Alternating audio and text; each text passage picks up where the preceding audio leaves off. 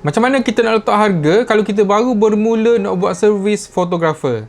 Satu hari, satu info pasal kamera. Okey, pasal harga ni antara isu utama juga dalam kalangan fotografer, videografer. Masa saya mula-mula dulu pun nak ambil job, dah tahu macam mana nak setting harga kan. Salah satu cara yang terbaik untuk kita letak rate berapa untuk servis kita tu adalah dengan cara survey market. Survey market servis fotografer lain di tempat kawasan kita tu. Okey, contohnya kita nak mula ambil job wedding, jadi kita survey dulu fotografer lain dekat kawasan yang kita nak ambil tu. Contohnya kalau nak ambil job dekat Terengganu kan, kita duduk kata macam saya base kat Terengganu, nak ambil job kat Terengganu, survey fotografer Terengganu yang lain ambil berapa, buat berapa rate tu, berapa ribu. Contoh orang buat dekat kawasan tu untuk wedding 1,500 contoh Mungkin kita fikir, oh kita ni beginner lagi, gambar pun tak perfect mana, jadi rasa macam mahal sangat kalau letak harga 1,500 tu. Boleh kurangkan sikit, buat 1,300 ke 1,200 ke, even 1,000 tu boleh kata boleh diterima lagi sebenarnya. Tapi jangan kurangkan sampai 500, 600, tu dah jauh sangat daripada range harga standard harga fotografer lain. Memanglah kata harga servis fotografer ni dia bukan macam ada harga kawalan pun. Ikut kita lah nak buat harga berapa pun kan. Betul. Tapi bila kita rendahkan harga yang biasa orang buat contohnya 1,500, kita pergi buat 500,